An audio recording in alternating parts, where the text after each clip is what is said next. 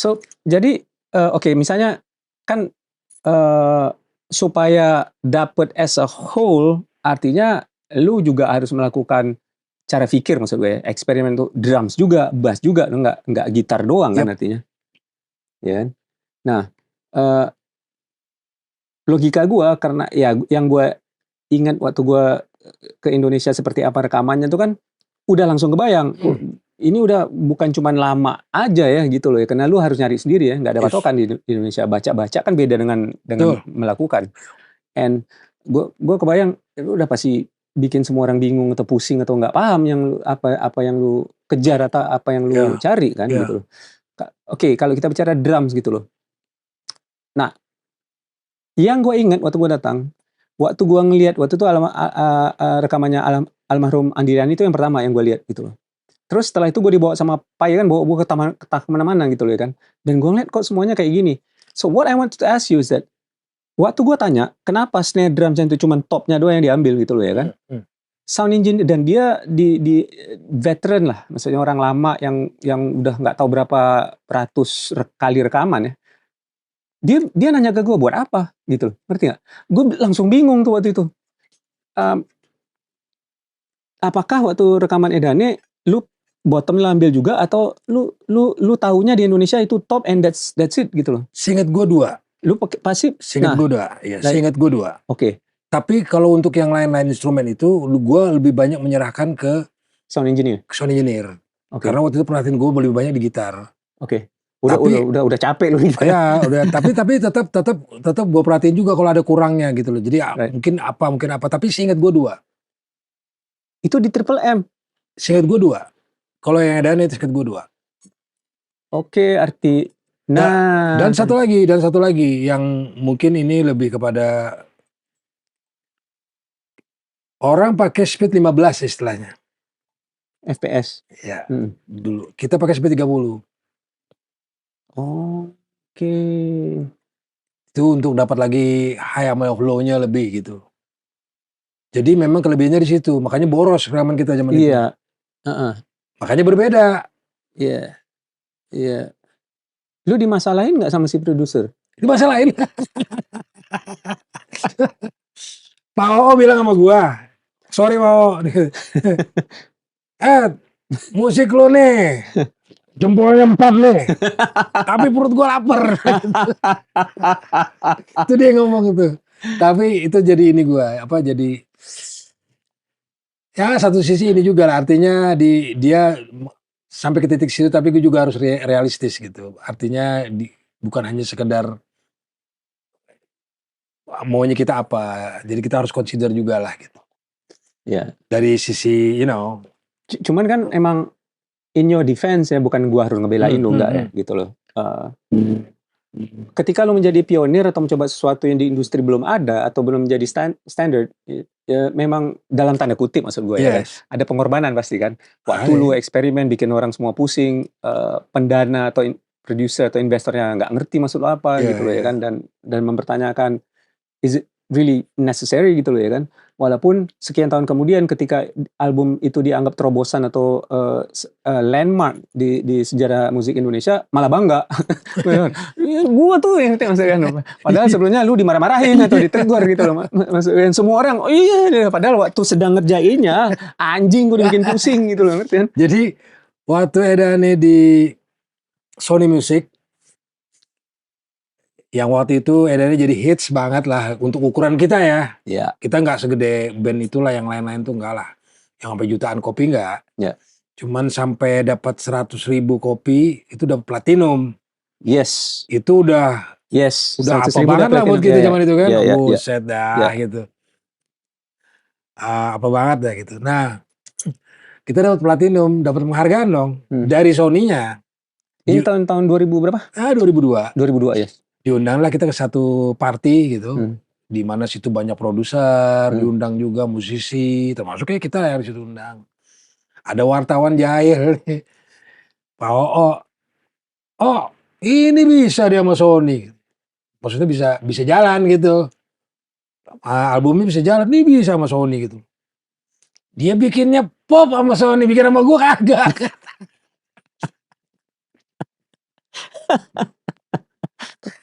Oh, kayak gini. Dia bikinnya pop sama gue enggak katanya. Iya jelas aja, ada loh berarti gue.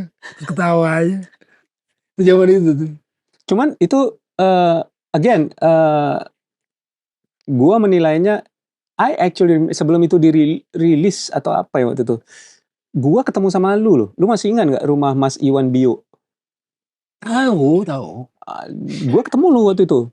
Tahu. Kayaknya lu belum rilis, lu kasih gua denger, dan gua tanya, wah ini beda banget, Ed, gua bilang gitu ya. Karena lu cerita apa sih waktu itu? Bukan, lu nggak pakai kata jualan. Apa sih waktu itu lu? No, you didn't say supaya jualan, karena waktu itu kan belum tahu bakal laku apa enggak Iya, kan gitu. betul. Tapi waktu itu lu bilang apa ya? I'm not really sure, tapi gue nanya waktu itu, bukan karena gue protes, enggak. Gue nanya kenapa, Ed? Gitu. Emang ada apa? Tapi kalau itu memang saat itu gue lagi fed up banget sama musik yang sudah gue bikin gitu. Jadi sama sekali gak kepikiran bakal gak mau jauh lah mikir gitu kan. Edannya udah tahu kita kayak gimana edannya gitu. Bukan gak pengen lah kita bisa juga dibeli laku gitu, pengen. Cuman gak kepikir. Bahkan lagu yang Kau Manis Kau Iblis itu gak masuk hitungan, men. Gak masuk hitungan maksudnya? Gak masuk hitungan itu. Lu gak menganggap itu akan jadi single? Guanya enggak, gue senang aja bikin karena itu lagu gua gitu kan. Tapi di mata Pak Yan Juwana saat itu biasa aja. Bukan sesuatu yang gimana-gimana gitu. Bahkan lagu bukan itu yang dipilih. Nah artinya menunjukkan bahwa kita gak pernah tahu, men. Lagu apa yang dipilih sama dia? Ada lagu yang sangat poppy banget. As the first single? Untuk ukuran edarnya sama zaman itu gue sama teman-teman aja, aduh mak, video ini lagi dibikin video lagu ini pula gitu. Waduh, gitu kemana-kemana teriak-teriak gini karena ginian lagunya gitu kan. Gimana nih gitu. Yang dipilih itu kan. Ternyata enggak akhirnya. Dibikin juga tapi kedua. Jadi oke, tetap yang itu jadi single yang pertama, yang lu ragu itu jadi single kedua tadi. Tapi tetap jadi single yang dirilis tetap. Cuman sudah legaan dikit karena sudah ada yang awal nih yang sedikit lebih representatif gitu. Oke. Dan bukan gue yang mengusulkan. Ternyata Steven Santoso sih. Yang akhirnya bantu kita jadi untuk sound engineering kita di album berikutnya. Itu yang mengatakan kepada Pak Ian, kalau mau edan yang baru Pak, jangan yang ini. Lagu yang ini, maksudnya Kau Manis Kau Iblis itu. Yes. Karena ini lebih baru. Jadilah itu. Oke, so ketika lu mulai masuk untuk ngerjain 170 volt kan? Yes. The album. Lu bilang lu muak dengan apa yang udah lu ini? Ya karena udah capek kan, wow. Itu lagi. Aduh, cari yang sesuatu yang lain dah. Nah, kebetulan memang saat itu ada perubahan juga di gua. Jadi itu gara-gara kru gua juga. Ya waktu itu gua sempat cerita juga kayaknya. Di 90-an itu sebetulnya di 90-an pertengahan lah tepatnya. Di era-era lu ada itu juga. Itu jadi sebetulnya kru gua udah bilang, bos, dengerin Pantera dong bos. Ya, gue belum tahu tuh. Serius? Belum tahu, maksudnya karena tuh terlambat juga, belum tahu tuh. Mantap tuh gitu. Iya gitu. Datang lagi tuh ngomong lagi, lu Pantera tuh. Sini kasetnya kalau gitu. Dikasih gua. Dikasih. Ya, album yang mana? Far Beyond Driven. Langsung Far Beyond. Oke, terus? Wah, jadi pakai tut aja kayak gitu. Wah gila, nah di situ langsung berubah tuh. Wah ini, pas kita lagi rekaman lagi. Borneo tuh. Oke. Lagi rekaman, aduh gue bilang. Dengerin lagi yang lain-lain, Motley Crue waktu itu juga eksperimen. Motley Crue yang Dr. Feelgood ya? Bukan, setelah Corabi. Oh oke, John Corabi, oke. Coba itu. Jangan gini lagi, harus laju, mulai tune low, apa gitu-gitu. Pas lagi rekaman Borneo lu langsung berubah? Iya, langsung berubah tuh. In the middle of recording? Jadi di situ tuh. Gue bilang, take gitar tadi yang lain, ganti semua. Gue bilang, tune-nya. Serius lu? Iya, udah berapa lagu? Udah hampir selesai itu. No ganti lagi Cunda. Anjir. Semua drop C. Yo. Kalau yang nggak drop D jadinya. Udah langsung. Di situ mulainya. Cuman belum total kan. Sorry, wait. Hampir semua udah jadi. Ya. Dengan influence baru, lu langsung, wah gua nggak bisa ketinggalan, atau gua nggak puas hati, atau I have to try this. What is it? Kuping nggak bisa nerima lagi. Karena udah terlanjur kan. Terlanjur keracunan kan. Harus gini nih. Gua ngerti. Di rumah gue punya gitar stem. Gua ngerti. Asik yang ini. Lu nemu gitu, sesuatu yang kayak penyegaran ya. Iya ini harus ini gitu. Balik studio lah kayak gini gitu kan. Ganti men. Ganti. Dan di situ ada bassnya harus diganti, everything harus diganti dong. You practically re-record the entire album kalau kayak gitu. Tapi drum gak kan? Iya, but still man gitu. Iya. Nah satu lagi, zaman itu gua nyoba JMP1 Marshall preamp. Tahu gua pernah punya. Oke, terus waktu itu karena kita juga endorsement pakai Marshall kan. Gimana caranya ini bisa dipakai? Datanglah ke Baron almarhum. Yes. Ron, lu punya power nggak? Gue mau pakai ini nih. Sebetulnya bisa aja gue pakai di belakangnya head gitu kan. Cuman gue merasa gue pengen nyoba power gitu. Ngapain lo pakai power head?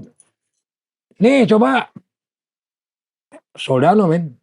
Head SL 100. Ya elah Ron, gue bilang gue mau nyoba preamp ini gitu kan. Udah lu bawa aja bilang gitu. Ya gue bawa gitu. Gue bawa ada returnnya kan. Ya udah. Jadi nggak ada power nih. Nggak ada. Pakai return aja coba gitu. Udah gue bawa head gue juga, bawa itu juga, bawa preamp gue kan. Ini Borneo nih. Coba nggak dapet men gue. Di return pakai JMP1 itu. Aduh gak dapet ini gimana ya. Udah jam 9 malam nih. Makanan udah datang kan. Udah anak-anak makan dulu deh gue bilang gitu. Lu juga makan dulu deh. Tapi sebelum lu makan, sekarang gue pengen langsungin nih gitar ke head. Ini gue bilang. Langsung ke speaker, ke kabinet itu. Coba. Pas dicobain Soldanonya langsung men. Anjir, ini baru nih dapet. Wah ini dia nih. Itu masih belum turun tuh senarnya. Masih standar tuh. Masih standar, oke. Ditambah lagi diturunin. Disitulah gue pakai mulai low tune gitu kan. Drop C. Oke. Kayak gitu tuh kejadiannya. Nah di tengah-tengah udah proses ya. Every time lu nemu sesuatu atau apa yang lu bisa pembaruan, lu nggak peduli, it's gotta change ya. Ganti aja udah. Ganti aja udah. Ya karena kalau gue nanti udah nggak mood lagi gitu kan, udah sekarang aja mau lagi rekaman, belum juga kelar banyak, gitar udah hampir semua, tapi udahlah sikat aja gitu kan. Oke, because drop tuning kan ngebuka kayak apa ya, nuansa baru, whatever gitu loh. Ngerti maksud gua? Apakah jadinya lagunya pun jadi ada yang lu rubah juga, ataupun riffingnya jadi agak berbeda because of that, atau tetap sama cuma drop tuning? Secara riff enggak. Karena jadi mempertahankan riff sebetulnya sudah mencoba mengejar seperti itu. Seperti yang berheavy sedikit ya, walaupun belum total ya, gue bilang belum total. Hard rock tapi masih ada hard rocknya gitu masih gitu. Tapi udah mencoba heavy. Tapi dengan low itu lebih ter-enhance gitu. Itu aja sih. And no turning back ya after that, apalagi untuk 170 volt, lu udah beneran influence baru tuh udah jadi kayak semacam apa ya, roadmap lu juga jadinya, jadi kayak ngebuka jalan baru ya intinya. 170 volt, malah gue udah gak pakai tube amp. Solid state. Gak ada Randall saat itu, belinya gue crate. Gak ada Randall di Indonesia saat itu? Saat itu belum ada Randall. Oke. Crate. Gak lama kemudian muncul Randall. Siake gitu. Udah gitu hilang lagi, gantinya yang tube sekarang kan. Iya. But I mean, apa namanya, dan ini kan yang selalu semua orang menghormati lu, apalagi hasilnya terbukti emang menjadi terobosan, something new, atau emang soundnya gokil, bla bla bla. But on the other hand, gue akhir ngerasa bahwa lu tuh agak di satu sisi mereka menghormati segan, tapi karena hasil dan buktinya itu nyata dan jelas. Di satu sisi lagi they misunderstand you, ngerti maksud gue? You have this drive, tau, ngerti kan? Dari yang lu cerita udah hampir kelar semua, bongkar ganti, ngerti ya? You know, you have this drive ini, gue harus bisa nyari ini. Jadi intinya lu so biasanya orang yang kayak gitu tuh there is a mission yang dia harus capai. Ada sesuatu yang harus jadi apa ya, kayak entah semboyan kah, atau entah ini yang mewakili kita, atau ini yang mewakili gua, so gua nggak mau kompromi apapun harus begitu, kalau enggak mendingan enggak. Kan itu biasanya most people mereka nggak ngerti itu, men, gitu loh. Ya kan? Mereka nggak ngerti itu, ya kan? Kayak misalnya lu bilang tadi, lu nggak kepikiran sama sekali lu bikin 170 volt tuh sebenarnya, ya kan, untuk supaya lebih jualan dalam tanda kutip, atau gimana? Lu nggak. Jadi lu nyari arah baru tuh penyegaran, lu ada influence baru, ada hal-hal yang lu pengen coba. Belum lagi zaman itu kan zaman new metal ya, ya kan? Nggak mungkin juga nggak mempengaruhi lu secara selera. Kita numpang, men. Kita numpang. Gua numpang di new metal tuh, numpang jatuhnya. Jadi bagaimana caranya bisa musik ini penetrate ke industri? Oke, heavy guitar. I think I know. Kita coba dengan new metal gitu. Bukan mencoba menjadi new metal, dengan musik ke situ kayaknya bisa nih. Apalagi lu udah drop tuning segala macam. Soalnya kalau gua ajar yang katakan pure metal gitu, dalam arti itu, wah berat pasti kan. Right. Nah, itu yang masuk industri dalam penting masuk Sony-nya gitu. Tuh. Dan satu lagi, itu Sony yang menawarkan atau lu menawarkan ke Sony atau? Jadi gini, gua waktu bikin ke Sony lagu-lagu ke Sony itu, gua mencoba dari yang tadi gue bilang gue udah mulai fade up itu dengan yang model yang lama. Itu kan model lama kita masih berbasis blues, rock gitu, which is okay gitu. Cuman I try something else. Gue coba ngambil melodi-melodi yang istilah gua ya, yang kotak-kotak. Yang kotak-kotak. Kotak-kotak itu bermaksud gue tuh lebih banyak mayor.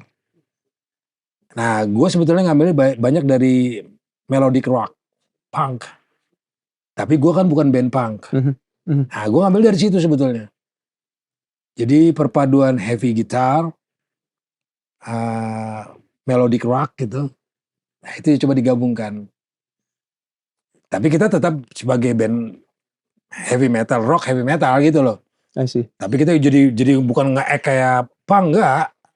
Tapi sebetulnya nadanya tuh nada punk. Sedangkan lu juga berpikir supaya bisa nebeng atau familiar dengan the new metal trend. Gue ingat respons setelah itu. Jadi setelah kita rekaman, lumayan dapat respons. Macam-macam. Ada yang tidak suka, yang karena macam-macam lah, karena meninggalkan yang lama dan lain-lain. Pasti kalau itu sih. Tapi orang tidak paham, tidak banyak yang paham. Ya apa sih maksudnya masuk musiknya ini? Ada satu yang gue notice dari Sumatera malah respon itu. Khususnya lagu Komanis Ko Iblis itu. Wih asik, ini metal tapi nadanya punk gitu. Gue bilang paham lu. Mulai dia doang ini paham nih gitu. Gue inget tuh, dulu zamannya respon itu datangnya ke email. Yes, belum ada sosial media. Belum, datangnya ke email, man. Gue udah dipaham nih.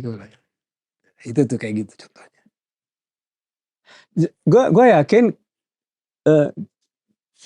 kecuali mungkin anak itu dari Medan, gimana dia bisa paham? Aduh, ya. Kayak gitu kira-kira. Nggak ada yang ngerti kayaknya pastinya. Yakin banget gue. Dan gue juga yakin, dan ini tidak bermasuk gimana ya.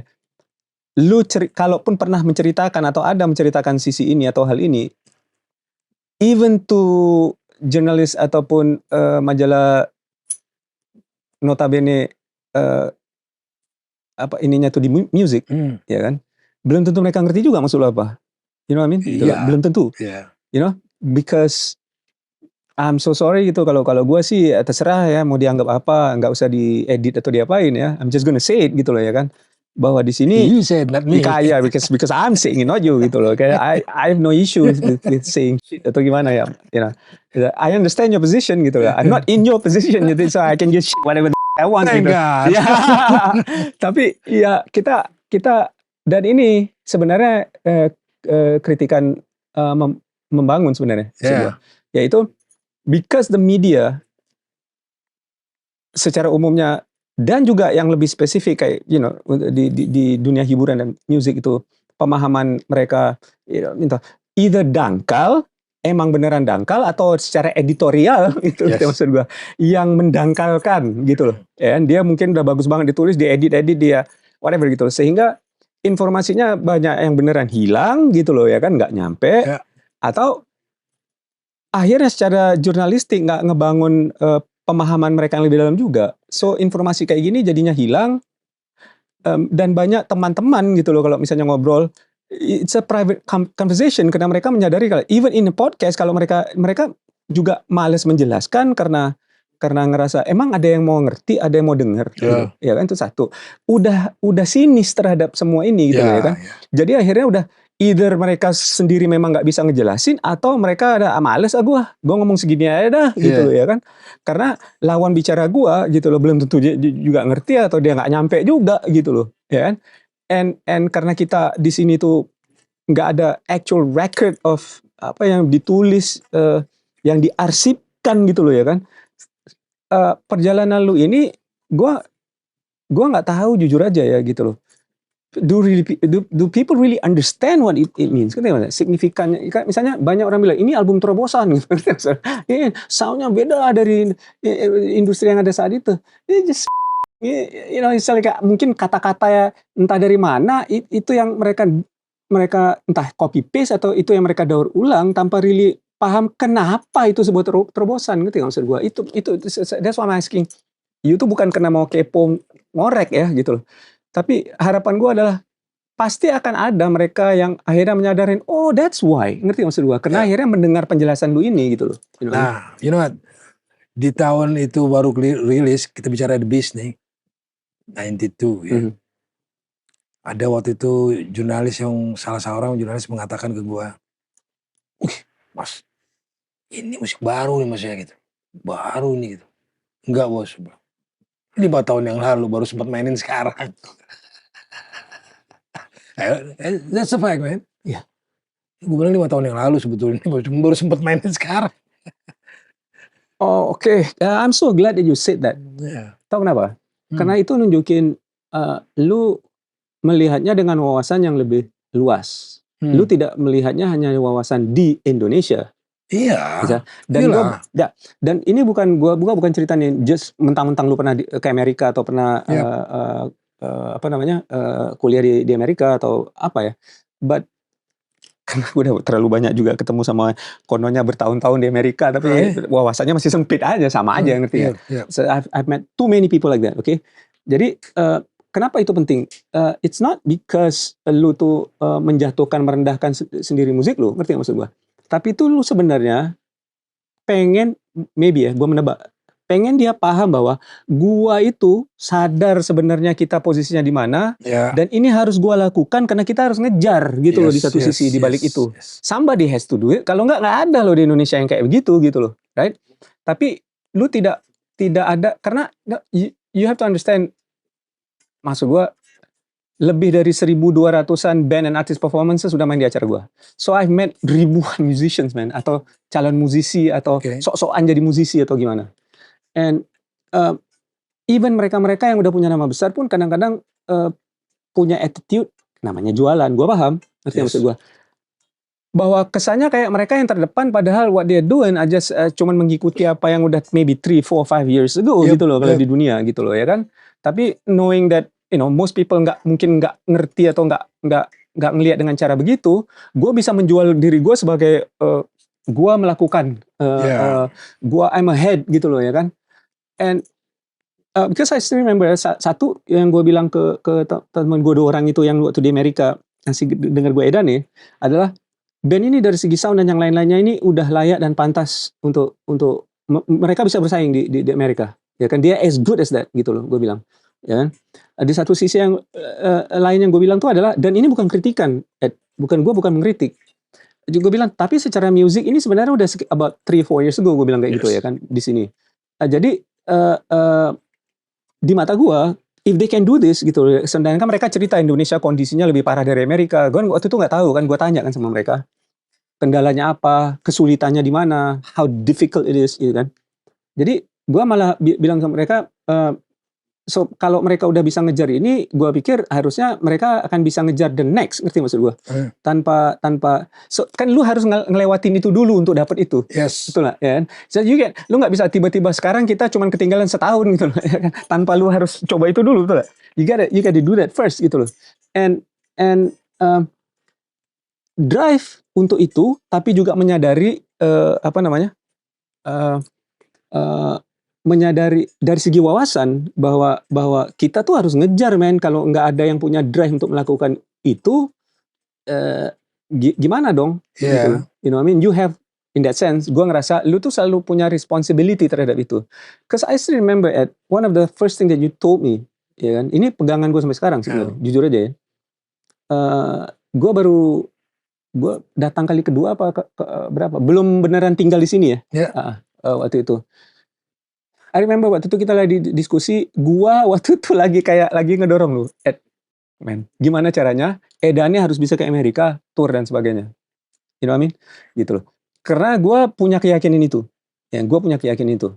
That you guys are good enough, lu bisa gitu loh. Bukan cuman ada band Indonesia tampil loh, dan yang undang mahasiswa Indonesia juga. So that's not what I'm talking about, ngerti gak? Waktu itu adalah lu tunjukin ke orang, lu main di bar, di club, you know, whatever gitu. Lu tunjukin, we are Indonesian band, we can kick your gitu loh, atau kita sebanding sama lu, sama kayak Loudness. Kalau lu masih ingat zaman itu, show this is Japanese, mata sipit segala macam, mereka bisa main as good as, bahkan lebih jago malah, you know. So and then lu ketawa atau gimana, lu bilang ya gue juga pengen Zra gitu loh. Tapi satu hal yang lu harus ngerti ya, karena lu nggak tinggal di sini, lu bilang ke gue, ya, you said this to me, adalah kita nih Zra, kita di posisi yang ada privilege loh Zra, ya. Sebelum kita bicara ke sana, go international, apalah yang orang bilang itu, lu bilang ke gue. Kita punya pertanggungjawaban, what can we do here, lu? Nah, itu gue pegang sampai sekarang. Gue pegang sampai sekarang. And that's why waktu gue tanya 170 volt itu kan konteksnya itu di kepala gue, gitu. Kas gue nggak juga ngelihat waktu itu, ini lagi jualan kali gitu loh, atau gimana, ngerti maksud gue? I just wanted to know dari lu gitu loh. Kenapa? Karena soundnya semua berubah. Kenapa jadi kayak gini? Instead of mikirin jualan, instead of mikirin kayak, gua nggak, jujur aja nggak menyangka sama sekali ada melodic rock atau punk di situ. Never occurred to me. Kalau lo perhatiin, mungkin baru kelihatan gitu. Iya. Dan kalau kita bicara rock atau heavy metal, katanya all heavy metal rock era 80 gitu, 70, 80, early 90s gitu kan, lebih banyak ya, rata-rata memang semua blues bass gitu kan, berbasis blues gitu. Dengan style seperti lo. Nah, gue mencoba mencari yang berbeda gitu, bermelodi yang biasa. Jadi istilah gue tuh kotak-kotak nadanya, itu istilah gue sih, bukan bahasa musiknya, itu istilah gue sendiri. Mayor gitu kan, nadanya mayor, jadi lebih ceria, lebih open gitu. Tapi dimasukin heavy stuff di situ gitu. Ada kadang-kadang nyenggol bluesnya sedikit, ada. Kayak gitu-gitu, kayak misalnya apa ya, tentang masa depannya. Kan dulu itu kita di 90-an itu semua gitaris rata-rata mencoba menjadi light. Musically mencoba menjadi light di satu sisi gitu. Palm muting barely.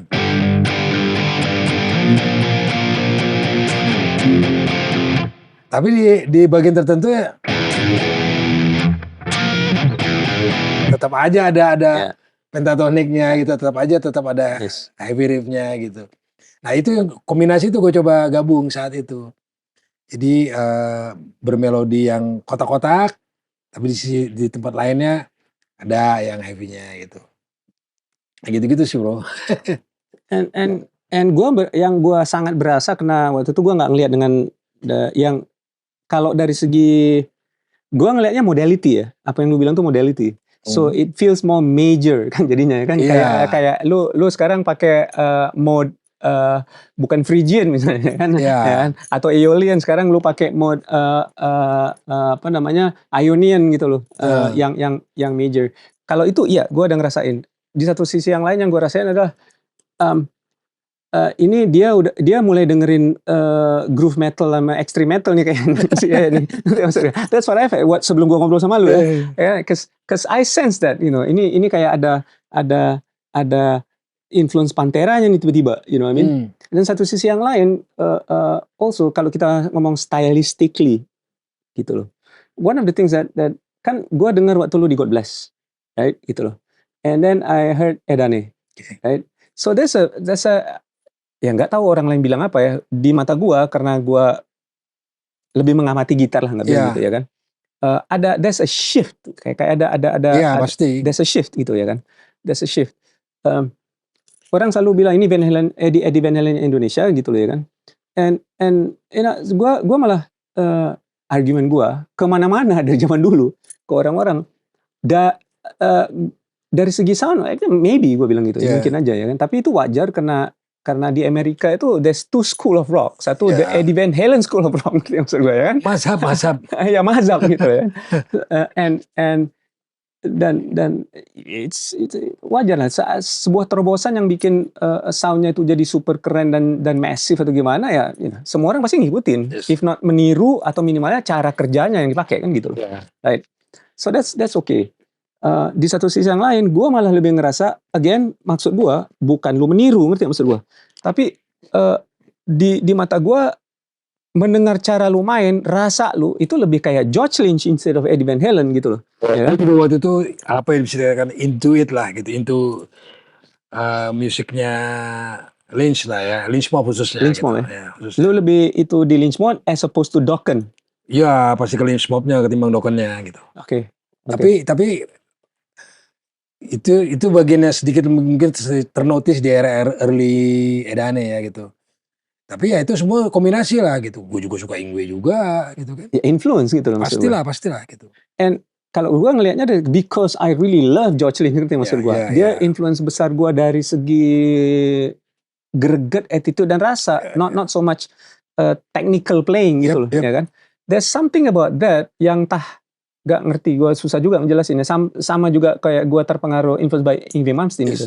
Ada sesuatu entah apa, bukan technical, bukan speed, yang kena ke jiwa gue, you know. So that's what I sense kalau dari si dari segi the feel that you're playing, that seingat gue waktu gue dengerin kayak waktu lu ngisi di God Bless tuh kayak nggak terlalu berasa. Jadi ada a shift, ngerti maksud gue? Ada a shift gitu loh. Terus dan kayaknya setelah album kedua Edane itu gue ngerasa udah lu beneran lebih bulat di situ, ngerti gak maksud gue? That feel ya, bukan lu nggak main kayak George Lynch. That's not what I meant. Arah dan rasa gitu maksud gue.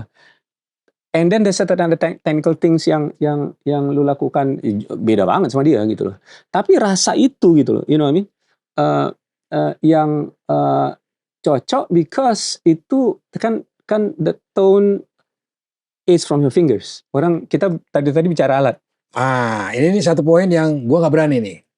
Lu yang ngomong kan? Yes. You said it, man. Bukan gue.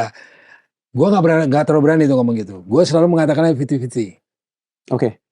Gak apa-apa kalau lu bilang dari tone is from your fingers, gak apa-apa. Tapi kalau gue bilang itu 50-50. Oke. Dari kita, dari alat. Oke. Pendukung gitu sih. Ya, oke. Gue juga nggak ada masalah dengan itu. Kenapa gue setuju dengan the tone is practical from your fingers adalah karena apapun alat yang lu pakai, ya kan, supaya dapat apa yang ada di kepala lu dan di hati lu, ada di jiwa lu, kecuali lu cuman main supaya bunyi. Ngerti maksud gue? It's your identity, ngerti maksud gue? Whatever it is that you use, lu akan ngutak-ngatik, tweaking, apa segala macam. Arah situ pasti. Sampai dia sesuai dengan rasa yang gue ini harus gimana caranya bisa diterjemahkan sehingga that's why gitu loh. Pakai apapun ya tetap lu bunyinya. Tetap this is I know this is Ed playing gitu loh, you know what I mean? And so leading to the question yang gue mau tanya, dari tadi kan kita ngomong, lu udah melakukan terobosan yang saat itu harus dengan keras kepala, harus dengan segala macam yang gue yakin banget bikin banyak orang kesel gitu ya kan, sehingga banyak orang yang misunderstand gitu loh, ya kan, sampai jadi aduh kalau Edani sama Ed pusing gue gitu ya kan, lu nggak paham masalahnya gitu loh ya kan, you know, bukan ngebela ya, bukan ngebela. Kita belum ngomong masalah what makes you in that sense. Gua bicara the guitar hero, the guitar god, the dewa gitar. Itu maksud gua. That characteristic, that ciri gitu loh. Dari awal lu main gitar sampai akhirnya lu mulai secara nggak sengaja mengalir di dunia session gitu, mainstream, ya kan? Apakah lu selalu menyadari bahwa lu harus punya itu, that karakteristik? Bukan masalah mencari, gua lagi nyari sound pakai Soldano, pakai half stack and all that. Bukan itu maksud gua. Gua nggak pernah secara khusus. Jadi gini loh, gua tuh mengalir aja sebetulnya. Mengalir tapi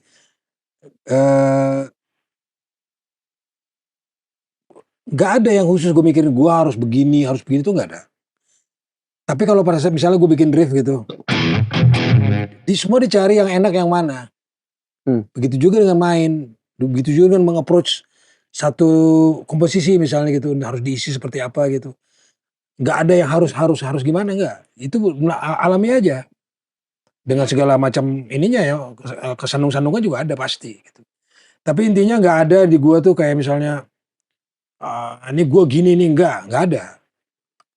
Tapi bahwa gua memilih, misalnya, nggak gitu lagi, capek gitu. Ada itunya.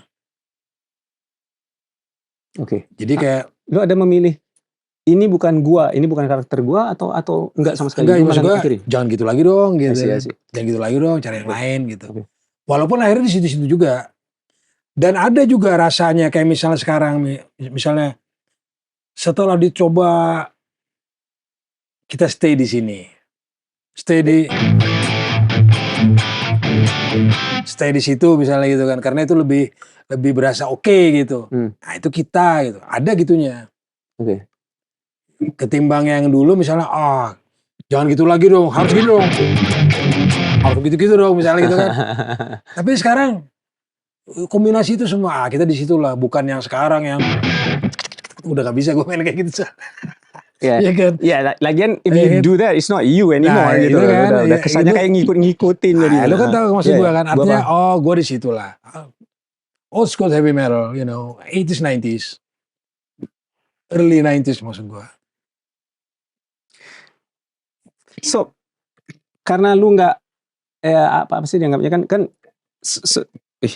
semua orang tuh, semua orang, ya especially untuk kita bicara gitar hero yang punya pengaruh besar ke, ratusan ribu atau jutaan gitaris lain, pasti mereka itu pasti akan ditanya, kurang lebih apa yang barusan gue tanya sama lu, gimana lu bisa ngebangun atau develop ataupun ngebentuk karakter atau ciri lu, your tone, your sound. Kalau sound tuh mungkin bisa bicara technical, bagaimana lu pakai amp and all that gitu loh ya kan. Tapi di balik itu orang bertanya itu adalah karena that is what semua orang pengen cari, atau at least kalau dia pengen niru, gua pengen bisa niru sampai segitunya gitu loh. Right? Jadi a lot of people think that itu harus bisa dilakukan dengan sengaja atau ada caranya atau ada metodenya gitu loh ya kan. Agak rada susah juga gua ngejelasin ke orang, nggak gitu juga sih sebenarnya gitu. Iya. Tapi di satu sisi yang lain kan kayak yang lu bilang, kita jangan main kayak gini karena kita tuh sebenarnya begini gitu loh. Artinya udah ada kesadaran tentang your identity gitu loh maksud gua ya kan.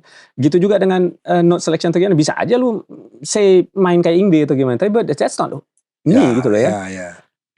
Lu ngerasa bahwa lu udah dapet itu, this is me and not that gitu loh. Kira-kira lah di usia berapa atau di album apa atau kapan? Persisnya gak tahu, tapi setelah melalui semua ini. I see. Jadi perjalanan dari early 90s waktu itu, dengan 5 tahun musik yang 5 tahun yang lalunya itu berjalan sampai 90-an akhir sampai di 2000-an awal. Nah itu semua paduan semua itu tuh akhirnya bisa memposisikan kita pada akhirnya. Kemudian muncul yang generasi baru, meta-meta yang sekarang yang apa gitu kan.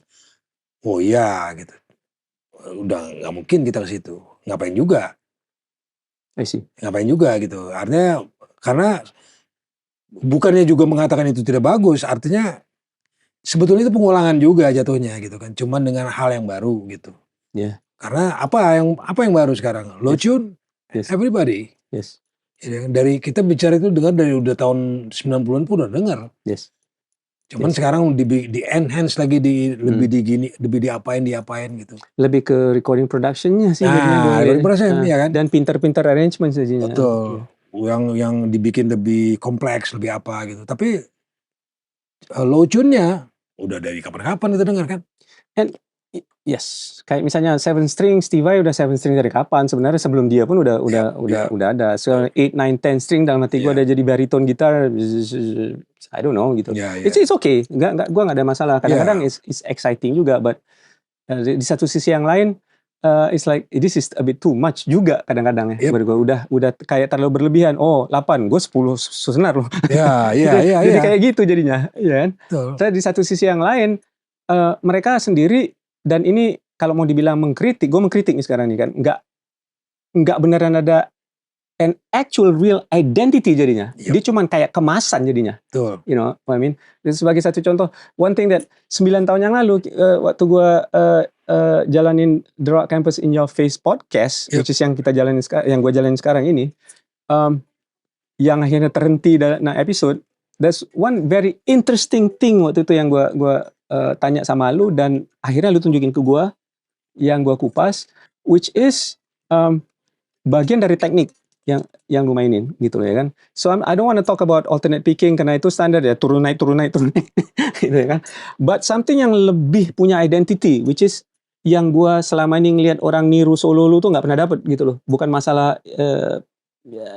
notasi, melody and all that, no. Tapi kenapa bisa begitu rasanya, is your legato gitu loh. Nah, gue nggak tahu legato gue gimana nih. Nah, oke, makanya masih sempet kan? Oke, So, ya. Gimana tuh, men? No. Gini. Sebelum lu tunjukin, sebelum gue coba kupas, what I want to know is, was that conscious? Lu ngebentuk atau ngulik legato lu tuh di mata gue, and I'm pretty sure karena gue coba 9 tahun yang lalu tuh nggak bisa gue. So I couldn't really. Gimana sih gitu? Ini sama kejadian sama waktu gue bilang gue nemuin yang pola-pola tadi. Sama, jadi karena tebak manggis. Lebih tepatnya tebak manggis. Oke, so legato itu lu bentuk not knowing anything at all. Nah, gue bahkan gak ngerti namanya hammer on pull off, sih gue gak ngerti nama itu. Oke. Tapi ya berjalan aja. Gak tahu gue namanya apa, berjalan aja gitu. Oke, so don't ask me about anything like that. Gue gak tahu apa-apa ini.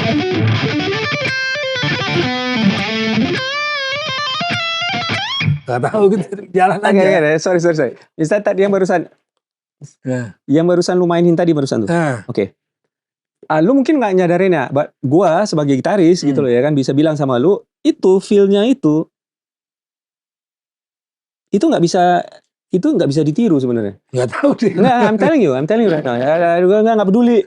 Kalian semua bilang apa? Ya. I'm not talking about notation, cara mainnya itu makanya. You know what I'm saying gitu. How you play the thing gitu. So okay, sorry. Can I ask you the question? Itu lu bisa mainin lebih pelan nggak sih? Gimana ya? Oke. Sorry. Oke. Gue pakai pitch shifter ya, jadi agak ada aneh. Karena gue drop tuning, dia normal. Ini normal tuning nih. Oke. So lo kalau legato standar normal lah ya. Kan biasanya hammer on pull off tuh, itu kan hammer on pull off tuh kan, ya kan? Hammer on pull off. Nah, nah itu kan standar ya. Gua nguliknya standar juga. Nah, lu ada beneran latihan kayak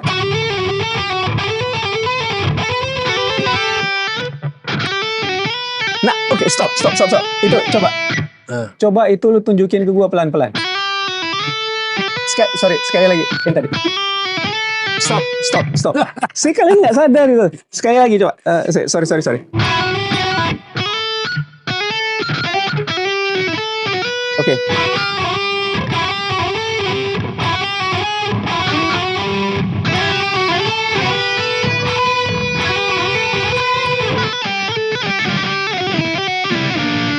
Nah, jadi kenapa itu beda rasa? Kalau gue misalnya niru, gue ngulik, training atau gue transcribe, gue pasti kan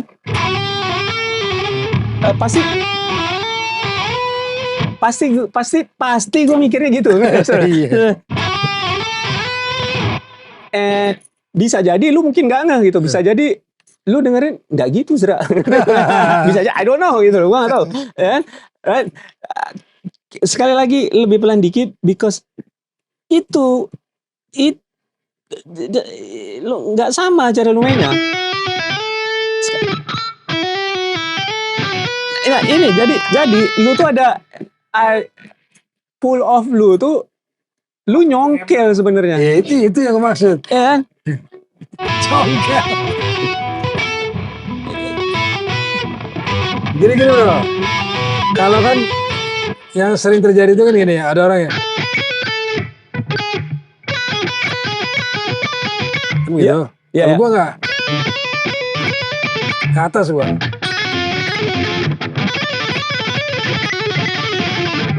Ke atas. Pelan. Ke atas gitu. Jadi bukan ke bawah. Sorry. Gua akan coba. Ayo.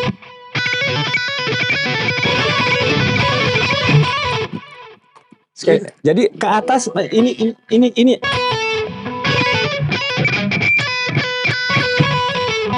Nah, gitu. Bukan ke bawah. Sorry. Coba. Sorry. Lihat kapalan lu.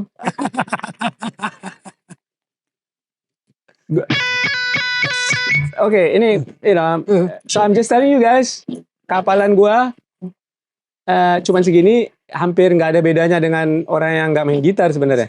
Soalnya kalau lu ngelihat kapalannya beneran kayak sendok kecil yang buat gula, buat ini ngopi gitu loh. Oke, sorry sekali lagi.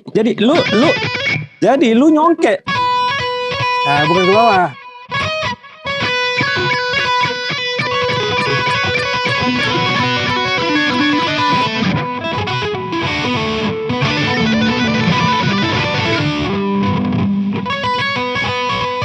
Nah, gitu.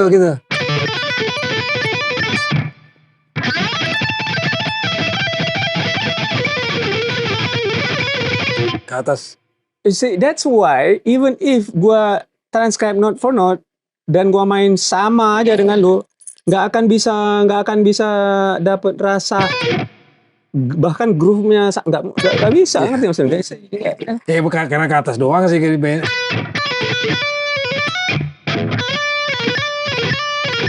Nah, kalau gua tuh ya, kan pasti. Nah, kan gitu.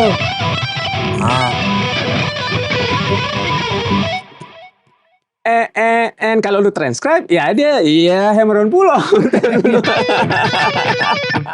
Ya gitu. Iya, sama gitu. Tapi rasanya jadi kena lu. Jadi dia nukil, Pak. Iya, apa nyongkel kan? Ya di sini kan.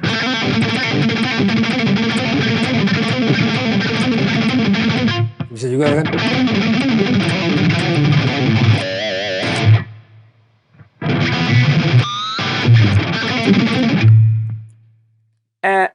So itu kan ada palm mutingnya. But untuk dapat rasa kayak lu, untuk iniin secara note for note-nya nggak akan bisa, man.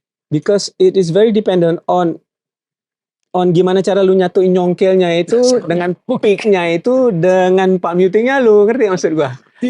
Karena nyongkel. Dia nggak yang ini misalnya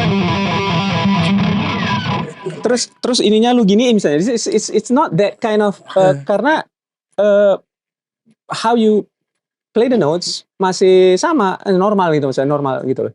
Tapi kalau cara lu mainin note dan mengeluarkan bunyinya jadinya, not notation jadinya. It's the note and the sound gitu loh ya kan, and the tonality gitu loh. Itu yang bikin dia bunyinya jadi kayak gitu. Ya kan sebetulnya kan, ya kita sama-sama tahu lah, main kita semua tahu lah pasti kan, picking. Jadi itu salah satu bagian dari, ya semua pasti tahu lah. Cuman kadang-kadang nggak terlalu diperhatiin, nah kadang-kadang nggak terlalu ditekanin juga. Tapi buat gue itu sering gue lakuin tuh. Jadi misalnya, lu ke atas. nah, kayak gitu. Tuh hal-hal yang kayak gitu tuh. Itu kan lebih ke ekspresi kan. Oke. Jadi ya orang mungkin punya cara masing-masing gitu. Itu cara gue kayak gitu. Oke, so terlepas dari yang tadi nyongkel tadi, hammer and pull off with plus. So lu jadinya hammer and pull off and nyongkel apa ya bahasa I don't know what nyongkel. Iya, terus gue juga banyak it's not a pull off exactly jadinya. Banyak juga menggunakan senar lepas gitu. Oke. Banyak gue.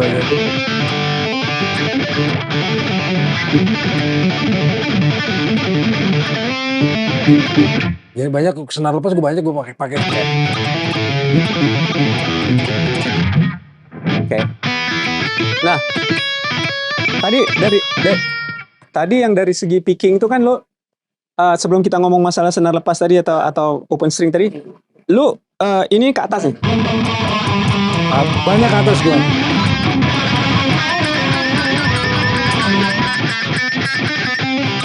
Sementara kalau gua misalnya bisa, gue juga suka gitu. Cuma kadang-kadang buat tarikan ke atas itu kadang-kadang menghasilkan bunyi yang beda gitu. Iya. Itu lu kepikirannya dari mana? Ada naluri aja, memang dulunya mainnya begitu. Ini dapat bunyi kayak gini nih, jangan-jangan ke atas nih. Itu mikirnya gua ya. Oke. Gua nggak bilang dia melakukan itu. Itu mungkin kayak misalnya.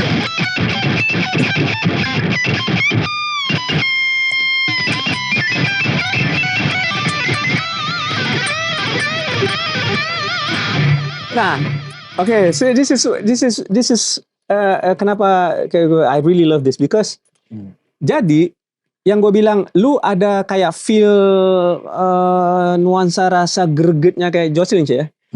Josh Lynch tuh gue nggak bilang gitu loh. No. Gue bukan menyamakan. I'm just saying you have that feel gitu maksud gue. Jarang yang ada kayak itu. And dia juga ada beberapa legatonya dia nyongkel juga. I don't know. Ada beberapa nggak sama kayak lu. Ngerti maksud gue. Dan gue yakin itu lu develop itu bukan karena lu niru dia, ngerti maksud gue. Tapi because of that itu salah satu yang bikin ada rasa tertentu jadinya. Not technically speaking, tapi dia kayak sebab akibatnya maka ada dia kayak cara note-nya bergeraknya jadi kayak gitu. Ya kan? And saya nggak bisa diduplikat sih menurut gue gitu loh. You can't duplicate it gitu loh, ya kan? Terus karena lu upstroke gitu walaupun mungkin lu bilang kayaknya si gitaris itu upstroke, gua nggak tahu benar apa enggak ya. Tapi itu juga bikin secara tone-nya beda udah pasti. Jadi kan kalau gua ngeliat gini, kalau ini naluri lagi-lagi naluri, kayak misalnya lu sweep ke bawah gitu. Oke. Lanjutannya tuh bukan down gitu. Oke. Nah, jadi lebih kayak gitu-gitu. So, misalnya, sorry. Jadi, Blackmore things, you know? Oke, lu beneran bermain dengan dinamikanya beneran secara feel kan jadinya. Nah, yang gua rasain tuh Blackmore, yang gua rasain ya, gua tidak tahu dia main gitu apa enggak. Blackmore, Van Halen tuh sama, lakuinnya hal yang sama dengan sedikit perbedaan tentunya. Yang satu lebih modern, yang satu lebih old style gitu. Tapi dulunya jelas Van Halen pasti dengar gitu dia. Itu menurut gua ya. Oke. Nah, sweep ke situnya tuh paling sering dia kan era-era itu Blackmore paling sering. Van Halen sering banget ngikutin itu.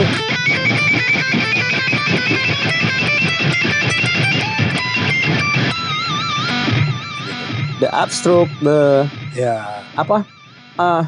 Jadi dia ada mute gitu kan.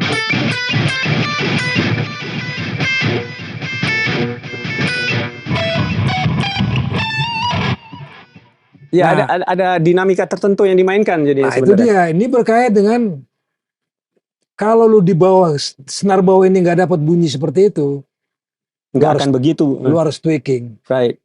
Nah, Right. itu jadi berkait semua tuh. Sound, tweaking, cara main. Ya, gimana kita persib dari dari sebelumnya, oh gini kira-kira bunyi gitu. Nah, itu dari gua ya. Itu bahasa gua gitu, maksud gua mengartikannya seperti itu. Akhirnya muncul di guanya gitu. Gua tidak mengatakan mereka mainnya seperti gua, enggak. Cuman yang gua maksud, bunyinya gini nih bunyinya nih gitu loh. Dan semua kan lu bilang akhirnya identitas, karakter, tone and all that tuh sambil berjalan terbentuk ya kan. Artinya uh, apa namanya, bukan karena lu udah ada itu semua baru lu masuk industri kan. Iya. And nah sepanjang perjalanan lu, especially udah sampai di titik ini sekarang ini gitu loh. Bukan masalah lu udah tua, gue udah tua, bukan itu maksud gue.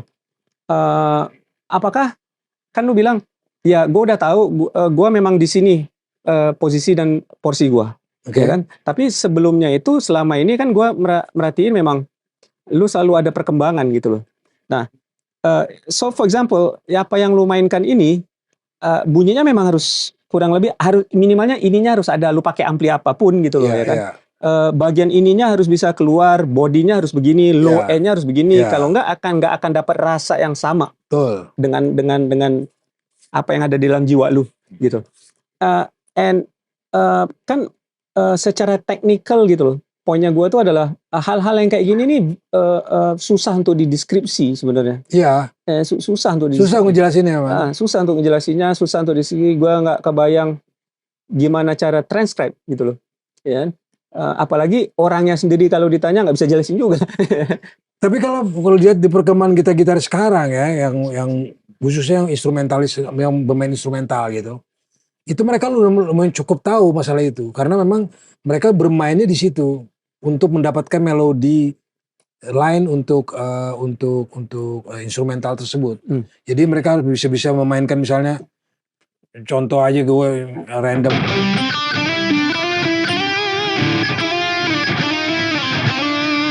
Mereka bikin sendiri itu. Yang part-part seperti itu walaupun gue gak main kayak gitu ya. Cuma maksudnya dia gimana caranya untuk senar itu bernyanyi gitu. Itu kalau menurut pandangan gue gitu. Jadi sebetulnya instrumental itu kan sekarang banyak tahu. Tapi dengan cara dia tentunya ya. Karena gitar-gitar dia, sound-soundnya dia gitu kan. Jelas jarinya jari dia gitu. Nah cuman yang kayak gue yang lakukan kayak gini nih. Memang tidak ada contoh. Hanya mendengar berdasarkan dulu, kita bicara dulu soalnya kan. Dibicara dulu, nah itu harus gue dapat bunyi itu berarti gitarnya juga harus pas. Jadi nggak bisa kayak misalnya sekarang gue mainin kayak gitu kalau nggak dapat dari gitarnya juga gitu. Makanya harus misalnya low action. Ini lu turunin rendahin berapa dari ini aslinya? memang udah rendah dari awal lah. Tapi ngomong-ngomongnya ada cerita lucu nih gitar nih. Tapi ini mungkin di lain waktu kali. Enggak, artinya gitar yang memang kita jual dia sukanya rendah. Tapi juga bukan yang rendah-rendah banget yang sampai ngecepret juga enggak gitu. Gue tetap perlu bottom yang juga sedikit agak bisa bisa bounce gitu, bisa bounce gitu tetap perlu gitu. Jadi memang nggak bisa kalau kita pakai senar tinggi itu agak susah untuk kayak gitu kan. Dengan sound kayak gini beda lagi pasti hasil. Jadi semua itu berkait kok. Main, sound yang kita pakai, efek yang kita pakai, gitar yang kita pakai, bahkan senar. Ini senar apa nih? Bukan merek ya, tapi gauge. Ini Nines. Gue sempat Tense juga pernah, sempat 11 juga pernah, tapi dengan tune low tune ya, C waktu itu pernah gue 11. Tapi akhirnya gue stay dengan Nines gitu ya, buat gue nyaman gitu. Nah itu pilihan karena jari juga, karena ya gitu kecenderungan main seperti apa. Nah buat orang yang main alternat sedikit agak bermasalah mungkin kalau dengan yang 9 ya, karena nggak cepat baliknya, ya kan? Mantulnya maksudnya. Mantulnya jadi nggak cepat, jadi kecenderungan dia masih ke situ, dia udah kita gini nyangkut gitu. Nah kalau senar yang lebih keras kan mungkin dia lebih cepat, bisa lebih rapih gitu. Nah kalau gue memang nggak ke situ. Perpaduan ya alternat juga ada, legatonya juga ada gitu. Jadi nggak ya memang akhirnya sebetulnya gitar itu instrumen yang paling personal memang. Karena langsung kan ke jari lu kan. Gitu. Ya apalagi tadi yang gue bilang kapalan lu sampai segitu tuh, maksudnya jadi everything gitu loh. Sebenarnya punya peran kecil-kecil dikit-dikit ke ngebentuk identity dan soundnya lu itu, ya kan? Karena untuk lu bisa main hammer and pull off legato dengan congkil tadi gitu loh ya kan, apalagi dengan speed kayak gitu dan dengan tone seperti itu, kalau kapalan lu tuh nggak beneran tebel, nggak akan begitu soundnya dan tone-nya gitu. Nggak, I'm serious man gitu loh. So that means lu bener-bener, maksudnya gua jadi kayak kepikiran gini, karena gua sendiri aja yang main gitar gitu loh. Bisa ngebayangin kalau gua mau mengaplikasikan itu, taruh misalnya gua training nih jadinya kan, gua latih sampai nggak bisa nih, gua harus bisa kayak Ed misalnya ya kan. Gua udah ngerasain, anjrit pasti sakit ini gua gitu ya. Ini gua udah lama main gitar tetap sakit, ngerti maksud gua. So lu tuh dulu khususnya waktu lagi development phase gitu loh, selama sepanjang mungkin nggak tahu ya, mungkin udah album kedua ketiga Edane. Apakah beneran tiap hari lu latihan gitar?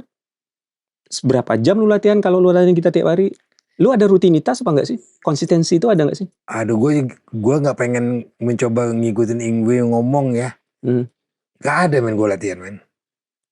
So lu main aja? Main aja. And every day? Ya, hampir tiap hari. Hampir tiap hari gue main. Rata-rata berapa lama? Berapa jam atau apa? On off. Gak selalu.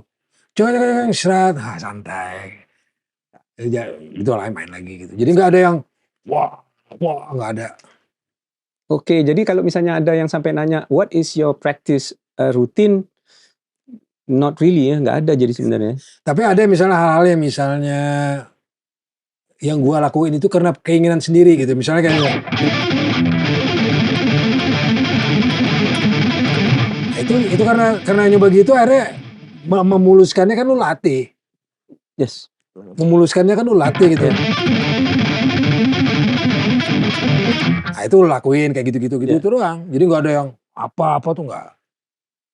Kayak ngebangun karena lu pengen bunyinya begitu, mainnya begitu, artinya lu harus ngebangun kebiasaan jadinya ya, bukan kayak training, latihan, practice yang secara memang lu susun kayak gitu, enggak ya?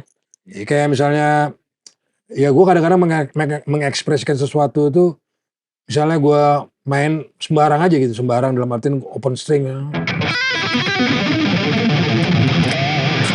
Gitu. Buat ekspresi aja kan. Apa senutnya nggak tahu. Ya sebagai gitaris gue paham kenapa bisa digabungin open string, is a cool thing gitu loh, asik gitu loh. Lu sendiri kenapa? Nggak tahu men. Jadi memang you just like it kan artinya. Iya. Karena jadi gini loh, pada saat lu mengekspresikan sesuatu tuh, ayo apapun bahasanya, gregetan kayak apa kayak gitu, kadang-kadang ada itu. Nah, emangnya gue ekspresiin di situ, kayak misalnya, nah, kayak gitu kan. Lu ngelepas senar juga gitu loh.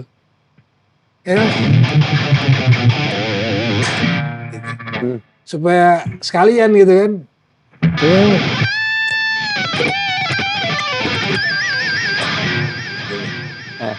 Itu kayak gitu contohnya gitu. Jadi buat lepas aja.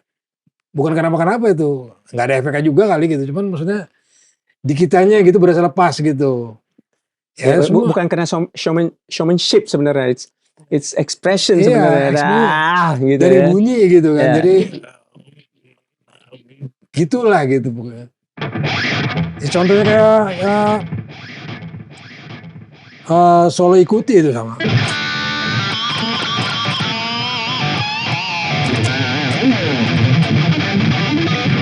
Itu Gary Moore tuh. Kayak gitu-gitu tuh Gary Moore biasanya. Oke. Gua nggak pernah ngeliat dia main, tapi itu bayangan gua.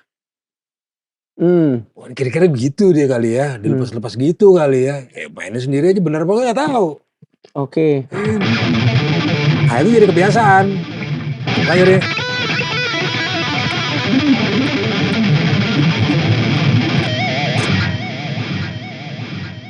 That sounds really cool. Jadi nggak ada yang itu gua gitu. Nah selebihnya ya standar. Ya bicara note, bicara apa gitu. Lu beneran komposisi, beneran susun, atau lu improvisasi aja dulu? Ada yang gue susun, ada yang enggak. Ada yang gue susun, ada yang enggak. Ini kan solo ikuti itu termasuk a famous antara rock fans and gitaris ya? Ini enggak. Yang gue kalau gue ingat solo ikuti ini, yang gue sambung itu ini.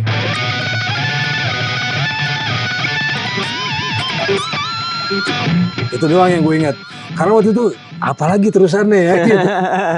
Ntar coba cari lagi. Nah gitu gue cari. Lu zaman itu punch in kan artinya? Lu punch in di situ. Jadi kan waktu masuk tuh.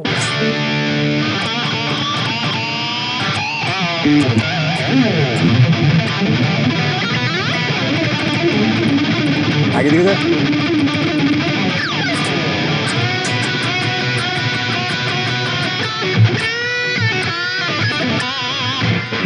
Bingung waktu itu, apa lagi?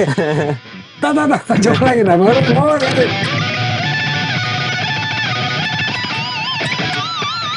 Kira-kira gitu. Ini yang gue ingat tuh. Nyari dulu lah artinya. Nyari dulu. Setengah spontan, setengah nyari. Iya. Ini apa ya lanjutannya? Salah nih itu. Nah ke situ. Oh ini aja kali, ya gitu. Dan itu jam 3 pagi. Besok harus dibawa ke tempat missing. Last minute jadinya. Everything is done. Solonya tuh belum. Jadi semua udah solo itu belum. Kenapa kok bisa jadi last minute gitu? Karena lagu itu paling banyak dirubah. I see. Dan lagu yang banyak dirubah itu contohnya salah satunya juga adalah Kau Manis Kau Iblis. Pindah key. Lagu itu pindah key, pindah chord. Dari yang tadinya di E jadi ke A. Jadi lu rubah bukan karena lu change of key aja. Nah, jadi waktu itu ini kalau lagu Kau Manis Kau Iblis ya. Trison waktu kan bikinnya di E. Kok kurang nyaman nih Trisonnya di sini gitu kan. Gue telepon Trison, ini lagu Kau Manis Kau Iblis lu paling enak di mana nyanyi, Es? Ntar gue kabarnya dia mungkin nyoba di rumah kan. Coba telepon lagi ke gue. Kayaknya gue dapetnya di A gitu. Anjir, di A masih tinggi nih. Waduh, sementara gue lagi selusunya sama lo kan. Gimana? Wah, drop A. Iya, jadi masih jen. Harus gimana cari senar yang lu apa? Pakai senar bass paling kecil gue pakai. Gue ambil senar bass paling kecil, taruh tuh gitar gue. Jadi lo-nya pakai A-nya pakai bass, senar bass itu. I see. Dan akhirnya kenapa lagu itu akhirnya gue bilang sama Iwan almarhum, Wan, lagu itu kita pindah ke A ya. Tapi lo gak usah khawatir, lo mainnya tetap di A normal. Gue aja yang lo, gue bilang. Nah, gue dapat dari riffnya Pantera yang, tapi ini bukan tune-nya yang sebenarnya ya, dia.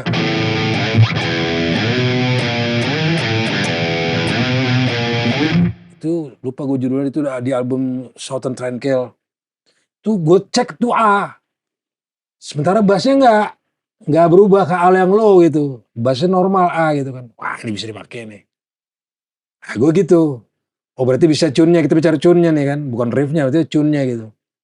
Gue pakai ya. Jadi gue drop A. Jadi itu tune-nya B, gitarnya tune-nya B, atasnya drop A. Solo main live? Ya pakai itu tune-nya. Dua gitar. Iya. Dua gitar.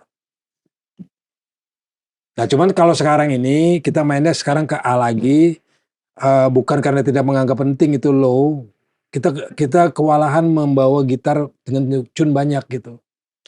Gue lagi mencari kayak ginian nih. Pitch shifter Gue nyari kayak ginian. tinggal pencet Itu aja. barusan gue bahas sama dia tuh nggak ketemu barang habis. Jangan disebutin mereka. Tergeger dia. Denger tadi. Itu juga bisa. Iya. Karena dengan itu mungkin lebih bisa menolong gitu. Walaupun ada latency no problem lah. Yang penting bisa gitu. Ketimbang kita bawa banyak gitar kan. Sekarang udah nggak mungkin banget kayak gitu. Tur kemana-mana, jalan kemana-mana kita bawa banyak gitar. Wah. Iya. Repot.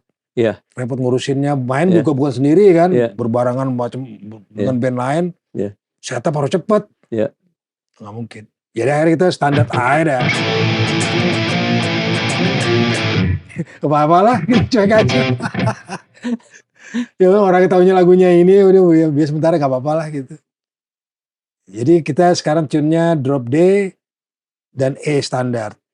Jadi dulu-dulu yang ada drop C, drop B, digabungin semua jadi drop D. Itu contoh mensiasati kondisi aja.